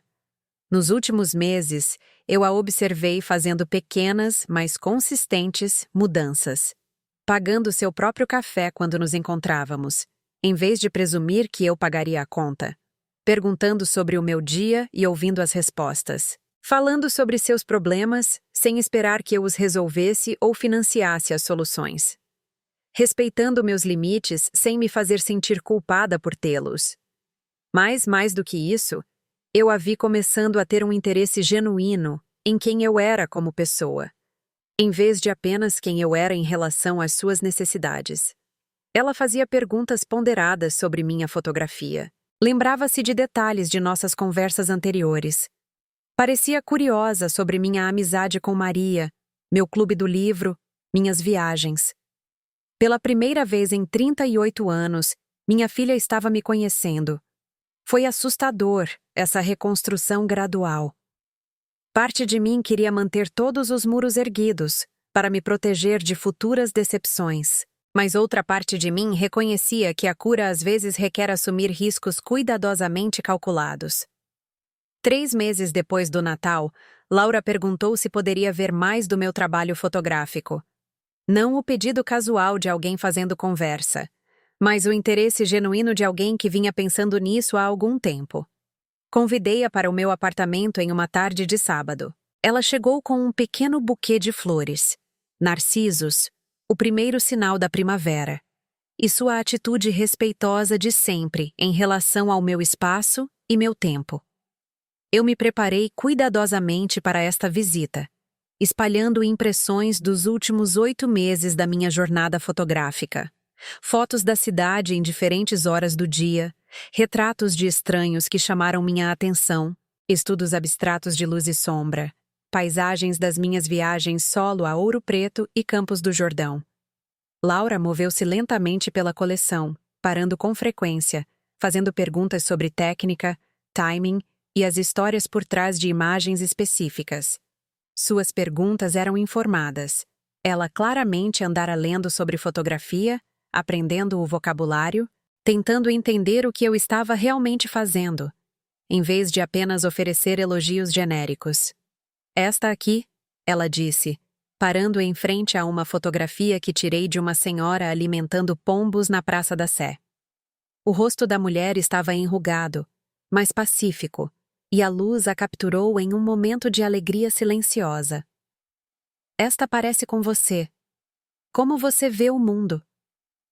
Olhei para a foto com novos olhos, vendo-a pela perspectiva da minha filha. Como assim? Paciente, gentil, procurando a beleza em momentos comuns, vendo dignidade em pessoas que outras pessoas poderiam ignorar. Foi a coisa mais perspicaz que ela já disse sobre o meu trabalho, sobre quem eu era como pessoa. Por 40 anos, ela me viu apenas como a mãe que servia às suas necessidades. Agora, pela primeira vez, ela estava me vendo como Helena. Eu estava pensando, ela disse enquanto nos sentávamos na minha cozinha depois, bebendo chá e comendo biscoitos que eu assei naquela manhã. Em todas as maneiras como eu realmente não te conhecia quando estava crescendo. Eu achava que conhecia, mas eu só te conhecia como minha mãe, não como uma pessoa com seus próprios interesses, sonhos e talentos. A maioria das crianças vê seus pais dessa maneira, eu disse. É normal do desenvolvimento. Mas a maioria das crianças cresce e começa a ver seus pais como seres humanos completos. Eu nunca fiz isso. Continuei te vendo apenas como meu recurso, minha cuidadora, minha solução para qualquer problema que eu estivesse tendo. Ela fez uma pausa, mexendo o chá lentamente. Eu estava conversando com minha terapeuta sobre isso. E ela me ajudou a entender que eu tinha medo de te ver como uma pessoa, porque isso significaria reconhecer que você tinha suas próprias necessidades e limitações. Era mais fácil te manter como essa figura materna onipotente do que lidar com a realidade de que os relacionamentos exigem reciprocidade. E agora?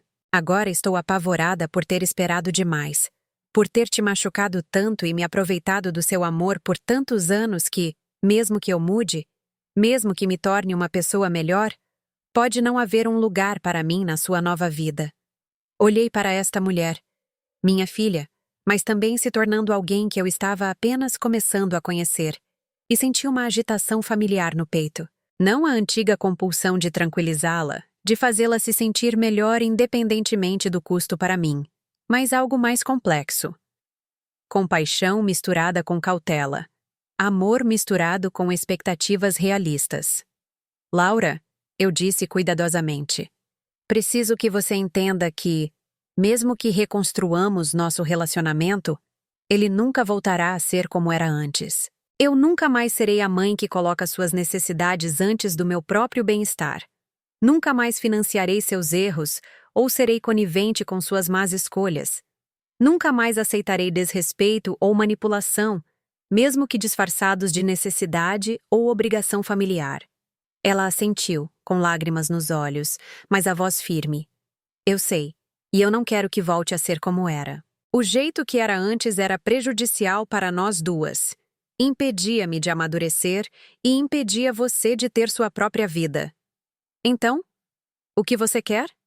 Eu quero te conhecer. A verdadeira você, não apenas a versão de você que existia para servir às minhas necessidades. Quero aprender sobre sua fotografia, seus livros, seus amigos e seus pensamentos sobre coisas que não têm nada a ver comigo. Quero que tenhamos conversas em que eu ouça tanto quanto falo, em que eu dê tanto quanto recebo. E quero reconquistar seu respeito. Não prometendo ser diferente, mas sendo realmente diferente. Aparecendo consistentemente como alguém que te vê como uma pessoa completa, merecedora de amor e consideração. Não foi um momento perfeito. Não houve uma reconciliação dramática, nenhuma cura súbita de todas as feridas. Mas foi um momento real, um momento honesto, o tipo de momento que eu esperava, sem ousar esperar. Podemos tentar, eu disse finalmente, mas devagar, com limites, com honestidade sobre o que está funcionando e o que não está, com o entendimento de que reconstruir a confiança leva tempo e consistência, não apenas boas intenções. Eu entendo. E eu achei que ela entendia, tanto quanto qualquer um pode entender um processo que está apenas começando a aprender. Isso foi há 4 meses. Desde então, Laura e eu temos construído, cuidadosa e lentamente, algo novo. Algo que não se parece com um relacionamento tradicional de mãe e filha, mas que parece mais saudável e autêntico do que qualquer coisa que tivemos antes. Ela me liga uma vez por semana, não para pedir nada, mas para saber como estou. Para me contar sobre seu trabalho, sua terapia, seu pequeno apartamento que ela decora com achados de brechó, em vez de coisas caras que não pode pagar. Para perguntar sobre minha semana, meus projetos de fotografia, minhas próximas viagens com Maria. Encontramo-nos para um café ou almoço a cada poucas semanas. Às vezes, falamos sobre o passado. As maneiras como nosso antigo relacionamento nos machucou, os padrões que estamos tentando não repetir. Mais frequentemente, falamos sobre o presente. Livros que estamos lendo, lugares que queremos visitar, observações sobre a cidade, o mundo ou nós mesmas. Ela começou a namorar alguém novo. Um homem chamado Ricardo. O que nos fez rir, mas um Ricardo diferente. Este é professor, alguns anos mais velho que ela, recém-divorciado. Ele sabe sobre seus erros passados e seu processo de recuperação. Ele frequenta reuniões do Al-Anon para entender como estar em um relacionamento com alguém que está trabalhando em questões de vício e codependência. Ele não é empolgante, ela me disse no mês passado. Ele não faz grandes promessas nem fala sobre esquemas de enriquecimento rápido. Ele apenas aparece consistentemente, me trata com respeito e espera que eu o trate da mesma maneira. Como isso se sente? Perguntei. Aterrorizante, ela disse com uma risada. E maravilhoso. Como se talvez eu pudesse aprender a estar em um relacionamento baseado na realidade em vez de fantasia. Comecei a mostrar a ela mais do meu trabalho fotográfico, e ela se tornou uma das minhas críticas mais ponderadas. Nem sempre elogiosa, mas sempre engajada, sempre fazendo perguntas que me levam a pensar mais profundamente sobre o que estou tentando capturar E por quê? No mês passado, ela me ajudou a criar uma conta no Instagram para compartilhar minhas fotografias com um público mais amplo. Eu estava intimidada pelas redes sociais, mas ela foi paciente ao me ensinar, respeitosa com meu ritmo e minhas preocupações com a privacidade. Você é talentosa, mãe, ela disse enquanto carregávamos meu primeiro post, a fotografia do carvalho com novos brotos que eu lhe dera na feira. As pessoas deveriam ver seu trabalho. Em poucas semanas, eu tinha várias centenas de seguidores, incluindo outras mulheres mais velhas que estavam descobrindo ou redescobrindo atividades artísticas mais tarde na vida. Os comentários eram encorajadores, solidários, cheios de histórias de pessoas que reconheciam algo de suas próprias jornadas em minhas imagens. Uma mulher escreveu: "Obrigada por nos mostrar que nunca é tarde para florescer novamente." Outra: "Suas fotos me lembram que a beleza existe em momentos comuns, se apenas aprendermos a olhar." Lendo esses comentários, percebi que minha história pessoal de transformação havia se tornado algo maior. Minhas fotografias não estavam apenas documentando minha própria jornada em direção à autenticidade e ao autorrespeito. Elas estavam falando com outras pessoas que estavam em jornadas semelhantes, que estavam aprendendo a se valorizar após anos colocando os outros em primeiro lugar. O sucesso da minha fotografia, por menor que fosse, pareceu uma validação de algo que comecei a entender durante meus meses sozinha. Eu tinha valor independentemente do que podia fornecer para outras pessoas. Eu tinha talentos e perspectivas que valiam a pena compartilhar. Eu tinha algo a oferecer ao mundo que não dependia da minha disposição de me sacrificar pelos outros. Mas, mais do que isso, percebi que minha experiência dolorosa com Ricardo e Laura, por mais traumática que tenha sido, me ensinou coisas sobre resiliência, limites e autoestima que eu nunca poderia ter aprendido de outra maneira. Eu não escolheria passar por isso de novo. A traição, o abuso financeiro, a humilhação pública, tudo isso foi genuinamente prejudicial e desnecessário. Mas, tendo passado por isso e sobrevivido, tendo aprendido a me defender e a reconstruir minha vida nos meus próprios termos, eu tinha uma perspectiva e uma força que nunca possuí antes. Eu me tornei alguém que eu podia respeitar. 6 semanas atrás, Mateus ficou noivo de Raquel. No fim de semana passado foi a festa de noivado deles. Uma pequena reunião em seu apartamento em São Paulo com amigos próximos e familiares. Laura estava lá, junto com seu novo namorado Ricardo. Meu ex-marido Ricardo não foi convidado, o que pareceu uma declaração clara sobre quem Mateus considerava sua verdadeira família. Maria veio como minha convidada, trazendo seu calor característico e sagacidade afiada para conversas sobre tudo, desde política da cidade até os melhores lugares para encontrar aluguel ainda acessível em São Paulo.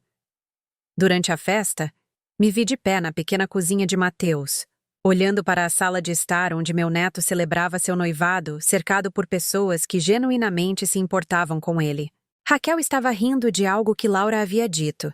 Maria estava em uma conversa profunda com o novo Ricardo sobre seu trabalho como professor de ensino médio. Mateus se movia entre os grupos de convidados, garantindo que todos se sentissem incluídos e confortáveis. Estas eram as minhas pessoas agora.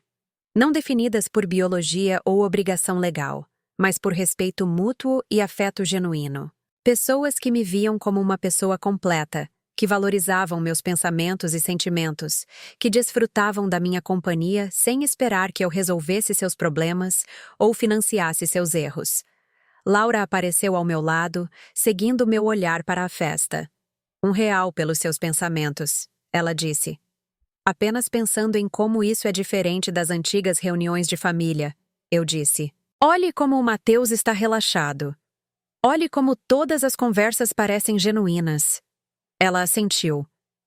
Ninguém está atuando. Ninguém está escondendo nada ou esperando o momento certo para pedir dinheiro ou aprovação. Você está bem com isso? Com relacionamentos que não giram em torno de drama ou crise? Ela ficou em silêncio por um momento, considerando a pergunta seriamente. Estou aprendendo a ficar bem com isso. Minha terapeuta diz que eu era viciada no caos porque parecia familiar, que relacionamentos calmos e saudáveis pareciam chatos para mim porque eu não entendia que o amor podia existir sem crise ou necessidade. E agora? Agora estou descobrindo que o chato pode ser, na verdade, lindo. Que há algo maravilhoso em estar perto de pessoas que não precisam que eu seja ninguém além de quem eu realmente sou. Mais tarde naquela noite, quando a festa estava terminando, Laura e eu nos encontramos sozinhas enquanto eu ajudava Mateus a arrumar. Ela estava secando a louça enquanto eu lavava, caindo facilmente no tipo de colaboração doméstica que nunca conseguimos ter quando ela morava na minha casa, e esperava que eu a servisse. Mãe, ela disse de repente, preciso te dizer uma coisa. Minhas mãos pararam na água com sabão. Nos últimos meses, aprendi a ouvir atentamente seu tom quando ela começava conversas assim, tentando distinguir entre compartilhamento genuíno e o início de uma manipulação. Isso soou como compartilhamento genuíno. O que é? Eu tenho pensado em escrever uma carta para o papai. Não para tentar reconciliar ou reconstruir nosso relacionamento, mas para assumir a responsabilidade pela minha parte no que aconteceu com você. Para dizer a ele que o que fizemos foi errado e que agora entendo por que você teve que se proteger de nós. Retomei a lavagem dos pratos, levando tempo para processar o que ela disse. O que você esperaria conseguir com essa carta? Honestamente? Não sei se conseguiria alguma coisa. Ele provavelmente a descartaria. Ficaria com raiva ou tentaria virar o jogo e me transformar na vilã. Mas acho que preciso enviá-la de qualquer maneira, para o meu próprio processo de recuperação. Minha terapeuta diz que fazer as pazes não é sobre obter perdão ou mudar a outra pessoa. É sobre assumir total responsabilidade por suas próprias ações. E você acha que está pronta para fazer isso? Acho que estou pronta para tentar. Sei que não posso desfazer o mal que causei. Sei que dizer que sinto muito não apaga os anos de mentiras, roubo e manipulação. Mas também sei que parte de se tornar uma pessoa melhor significa reconhecer a extensão total de como meu comportamento feriu as pessoas que eu dizia amar. Entreguei a ela o último prato para secar. Depois me virei para encará-la diretamente. Laura, preciso que você entenda uma coisa. Quer você escreva ou não essa carta, quer seu pai reconheça ou não o que ele fez de errado, quer qualquer outra pessoa em nossa família entenda ou não o que realmente aconteceu, nada disso afeta minha recuperação ou meu bem-estar mais. Eu sei disso. Quero dizer, saber de verdade. Não apenas intelectualmente. Passei tantos anos esperando que outras pessoas validassem meus sentimentos ou reconhecessem meu valor. Não estou mais esperando por isso. Sei quem eu sou, sei o que mereço e sei o que estou disposta a aceitar em meus relacionamentos. A opinião do seu pai sobre mim, a compreensão da sua família sobre nossa situação, até mesmo sua completa transformação na filha que sempre esperei que você pudesse ser. Nada disso é necessário para eu ser feliz e realizada. Ela ficou em silêncio por um longo momento, depois sorriu. Essa pode ser a coisa mais saudável que já ouvi você dizer. Levei 73 anos para aprender. Antes tarde do que nunca, muito melhor tarde do que nunca. Enquanto dirigia para casa naquela noite pelas ruas familiares de São Paulo, refleti sobre as estranhas reviravoltas que minha vida tomou no último ano e meio. A traição que quase me destruiu também me libertou. Os relacionamentos familiares que desmoronaram sob o peso da desonestidade criaram espaço para novos relacionamentos baseados na autenticidade e no respeito mútuo. Pensei na mulher que eu costumava ser, tão ansiosa para agradar, com tanto medo de ficar sozinha, tão convencida de que meu valor residia no que eu podia fornecer para outras pessoas. Aquela mulher era sincera em seu amor, genuína em seu desejo de cuidar de sua família, mas também estava perdida, submersa nas necessidades e expectativas de outras pessoas. A mulher em que me tornei era diferente. Mais forte, certamente, mas também mais suave de algumas maneiras. Mais capaz de amar porque mais capaz de estabelecer limites. Mais capaz de dar porque menos disposta a ser explorada. mais capaz de perdoar porque menos dependente da aprovação ou validação de outras pessoas. Eu não estava amargurada com os anos que passei como aquela outra mulher.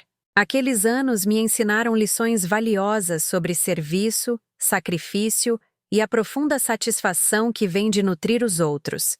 Mas também me ensinaram que serviço sem autorrespeito se torna servidão, que sacrifício sem limites se torna autodestruição, que nutrir sem reciprocidade se torna conivência. Agora, aos 74 anos, eu estava finalmente aprendendo a equilibrar o amor pelos outros com o amor por mim mesma. Aprendendo que cuidar das minhas próprias necessidades não me tornava egoísta, que esperar respeito não me tornava difícil, que escolher minha própria felicidade não me tornava uma má mãe, esposa ou avó. Não eram lições que eu esperava aprender tão tarde na vida, mas eram lições que valiam a pena aprender em qualquer idade. Lições que transformaram não apenas como eu me relacionava com os outros, mas como eu me relacionava comigo mesma. Quando cheguei em casa naquela noite, sentei-me na minha poltrona favorita perto da janela e abri um novo caderno que estava guardando para uma ocasião especial. Eu queria escrever algumas das percepções que adquiri, não apenas para mim, mas para outras pessoas que pudessem estar lutando com questões semelhantes. Escrevi sobre a diferença entre amor e conivência, sobre a importância dos limites em relacionamentos saudáveis, sobre a coragem que é preciso para escolher o respeito em vez da familiaridade, a verdade em vez do conforto, sobre a descoberta de que estar sozinho não é o mesmo que se sentir solitário, que autocuidado não é o mesmo que egoísmo. Escrevi sobre o perdão, não como um requisito ou uma cura instantânea, mas como um processo gradual de liberar o ressentimento para sua própria paz de espírito. Sobre como o perdão não significa esquecer ou desculpar comportamentos prejudiciais, mas sim se recusar a deixar que as mágoas do passado definam sua felicidade presente. Escrevi sobre a alegria surpreendente de se descobrir aos 73 anos, de aprender novas habilidades, buscar novos interesses e construir novos relacionamentos baseados em quem você realmente é, em vez de quem você acha que deveria ser. E escrevi sobre a esperança, não um otimismo ingênuo ou negação de realidades difíceis, mas a esperança madura que vem de entender que as pessoas podem mudar, que os relacionamentos podem se curar, que nunca é tarde para escolher um caminho diferente. Enquanto escrevia, percebi que minha história não era única. Em todo o mundo, mulheres da minha idade estavam aprendendo lições semelhantes, fazendo descobertas semelhantes, encontrando coragem semelhante para priorizar seu próprio bem-estar, após décadas colocando todos os outros em primeiro lugar. A diferença era que muitas delas estavam fazendo esse trabalho isoladamente, sem apoio, validação ou o conhecimento de que suas experiências eram compartilhadas por inúmeras outras. Decidi naquela noite expandir minha conta no Instagram para além da fotografia. Eu queria compartilhar minha história, alcançar outras mulheres que pudessem estar lutando com membros da família que as viam como recursos em vez de pessoas, que pudessem estar aprendendo a estabelecer limites pela primeira vez, que pudessem estar descobrindo seu próprio valor, após anos sendo valorizadas apenas pelo que podiam fornecer. Em poucas semanas, meu número de seguidores cresceu drasticamente. Não apenas mulheres mais velhas, mas pessoas de todas as idades que estavam aprendendo a priorizar sua própria saúde mental, a reconhecer a manipulação emocional, a entender a diferença entre amor e exploração. As mensagens que recebi foram comoventes e inspiradoras em igual medida. Histórias de abuso financeiro, manipulação emocional, membros da família que desapareceram quando o dinheiro acabou, cônjuges que levaram o crédito pelo trabalho de seus parceiros, filhos que viam seus pais como planos de aposentadoria em vez de seres humanos. Mas também histórias de transformação, de pessoas encontrando a coragem de dizer não, de relacionamentos se curando após conversas honestas, de indivíduos descobrindo seu próprio valor e construindo vidas baseadas no autorrespeito em vez do autossacrifício. Uma mulher escreveu: "Ler sua história me deu a coragem de mudar as senhas do meu banco e parar de financiar o vício em jogos do meu filho adulto. Outra. Sou casada há 35 anos e acabei de perceber que meu marido nunca me perguntou o que eu quero para o jantar. Obrigada por me mostrar que pequenos atos de desrespeito se somam a algo muito maior. Um homem da Bahia. Depois que minha esposa faleceu, meus filhos imediatamente começaram a me pressionar para vender a casa e morar com um deles. Sua história me ajudou a perceber que não lhes devo minha independência só porque estou envelhecendo. Essas respostas confirmaram o que comecei a entender durante minha própria jornada de recuperação. O abuso nem sempre se parece com violência ou discussões aos gritos. Às vezes, parece com pequenas demandas constantes, como tomar as contribuições de alguém como garantidas, como descartar seus sentimentos ou tratar seus limites como sugestões em vez de requisitos. Às vezes, parece amor, se você não sabe como é o amor saudável de verdade. 1 ano depois de começar minha conta nas redes sociais, fui abordada por uma pequena editora que queria transformar minha história em um livro. Não exatamente uma autobiografia, mas um guia para pessoas que estão aprendendo a reconhecer e se recuperar do abuso financeiro familiar, combinado com minhas fotografias e conselhos práticos para reconstruir a vida após a traição. Escrever o livro levou 8 meses. Foi mais difícil do que eu esperava. Não porque a escrita em si fosse difícil, mas porque revisitar a jornada emocional em tantos detalhes trouxe de volta sentimentos que eu pensei ter processado completamente. Mas também foi curativo de uma maneira que eu não antecipei. Organizar minhas experiências em uma narrativa coerente me ajudou a ver padrões que eu havia perdido, a entender conexões que não havia reconhecido, a apreciar toda a extensão do meu próprio crescimento e recuperação. O livro foi publicado em uma terça-feira de março, quase exatamente 2 anos depois daquela primeira manhã em que disse não às exigências de mais dinheiro de Ricardo. Maria deu uma pequena festa de lançamento em seu apartamento, convidando meus colegas de fotografia, os membros do meu clube do livro, Mateus e Raquel, e Laura e seu Ricardo. Enquanto olhava ao redor da sala para essas pessoas que se tornaram minha família escolhida, senti-me tomada pela gratidão. Não apenas pelo apoio e amizade deles, mas pela jornada que me trouxe a este momento. A experiência traumática de descobrir a traição da minha família foi genuinamente dolorosa, mas também me libertou para descobrir quem eu realmente era por baixo de todos os papéis que desempenhei para outras pessoas. Ensinou-me a me valorizar, a estabelecer limites, a construir relacionamentos baseados no respeito mútuo em vez de sacrifício unilateral. Eu não poderia dizer que era grata pela traição em si. Foi cruel, desnecessária e causou danos genuínos. Mas eu era grata pelo que aprendi com ela, por quem me tornei em resposta a ela, pela vida que construí do outro lado dela. Durante a festa, Laura me puxou de lado e me entregou um pequeno pacote embrulhado. "O que é isso?" perguntei. "Apenas abra." Dentro havia uma fotografia emoldurada. Não uma minha, mas uma que ela tirou. Uma foto espontânea minha na festa de noivado de Mateus, rindo de algo que Maria sussurrou em meu ouvido. Meu cabelo estava prateado na luz quente, meu rosto relaxado e genuinamente feliz. Eu parecia eu mesma, mas também como alguém que ainda estava conhecendo. "Quando você tirou isso?" perguntei. "Naquela noite, na festa do Matt. Você estava rindo com a Maria, e eu pensei: esta é quem minha mãe realmente é. Esta é a mulher que eu nunca me dei ao trabalho de ver antes." Olhei para a fotografia por um longo momento, vendo-me através dos olhos da minha filha. Não a cuidadora sobrecarregada que fui por tantos anos. Não a vítima em que me tornei brevemente, mas a mulher autêntica, resiliente e alegre que eu ainda estava aprendendo a ser. "Obrigada", eu disse, e quis dizer isso de mais maneiras do que ela provavelmente entendeu. "Obrigada", ela disse de volta, por não desistir de si mesma.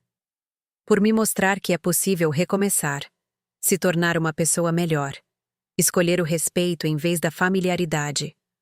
Por ser corajosa o suficiente para se salvar, mesmo que isso significasse perder a família que você achava que tinha. Mais tarde naquela noite, depois que todos foram para casa e eu estava limpando os restos da festa, sentei-me na minha poltrona favorita perto da janela e abri o livro em uma página que marquei semanas antes. Era uma passagem que escrevi sobre a diferença entre a família em que você nasce e a família que você escolhe, sobre a coragem que é preciso para priorizar seu próprio bem-estar, sobre os presentes surpreendentes que podem surgir das piores experiências. Li minhas próprias palavras e senti orgulho delas. Orgulho da jornada que representavam. Orgulho da mulher que encontrou a força para escrevê-las. Do lado de fora da minha janela, São Paulo se acomodava para a noite. As luzes se acendiam nos apartamentos onde famílias jantavam, onde crianças faziam lição de casa, onde casais conversavam sobre seus dias, onde indivíduos buscavam seus próprios interesses e sonhos. Algumas daquelas famílias provavelmente eram saudáveis e solidárias. Outras provavelmente estavam lutando com suas próprias versões da disfunção que eu experimentei. Todas elas estavam vivendo suas vidas, fazendo suas escolhas, aprendendo suas lições. Levantei minha xícara de chá para a janela, para a cidade, para a vida que construí para mim. A Helena, eu disse, assim como naquela primeira noite após a ligação de Ricardo. A mulher que aprendeu a se escolher. Mas desta vez, as palavras pareciam diferentes. Não esperançosas ou aspiracionais, mas verdadeiras. Eu havia me escolhido. Eu havia aprendido a valorizar meu próprio mérito. Eu havia construído uma vida baseada na autenticidade e no autorrespeito. Aos 74 anos, eu era exatamente quem deveria ser. Você já viveu algo assim? Já teve que escolher entre manter a paz e manter sua dignidade. Já descobriu que as pessoas que diziam precisar de você, na verdade, só precisavam do que você podia fornecer a elas? Por favor, compartilhe sua história nos comentários abaixo. Conte-me sobre o momento em que você percebeu que merecia mais, ou o momento que ainda está esperando. Conte-me sobre a pessoa em sua vida que tem te feito se sentir pequeno. E como você está trabalhando para se sentir grande novamente? E se esta história ressoou com você, se te fez pensar em seus próprios relacionamentos, em seu próprio valor, ou em seu próprio direito de ser tratado com respeito, por favor, clique no botão de curtir e se inscreva neste canal. Isso me ajuda a permanecer corajosa o suficiente para continuar compartilhando essas histórias, e ajuda essas mensagens a alcançarem outras pessoas que possam precisar ouvi-las. Obrigada por ouvir minha história. Obrigada por testemunhar minha dor e minha transformação. Obrigada por fazer parte da minha jornada do silêncio à voz, da sombra à luz.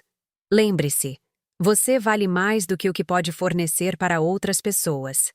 Você merece um amor que não exige que você se perca. Você merece uma paz que não vem ao preço da sua dignidade. E você nunca é velho demais para começar a se escolher primeiro.